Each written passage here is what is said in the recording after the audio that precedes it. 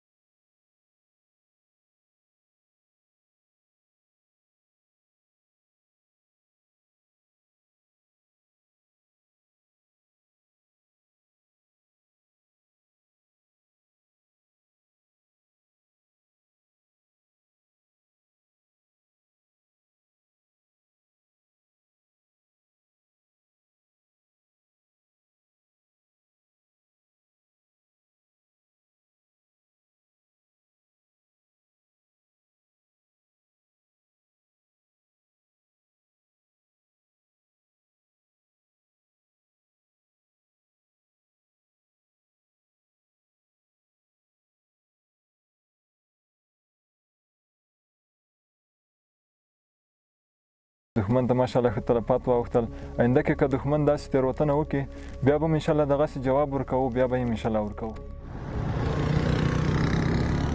خلکو باندې بریدونه ډېر وحشیانه بریدونه وکړل د ظالم پاکستان باندې چې ګرد عام وګړي خوش کړي وه بیا زموږ افغان ځواکونه یې په ډېر سخت دغه باندې مخته شول او برادر کل ما خواه بودیم طیاره متوامت شیر نشست کرد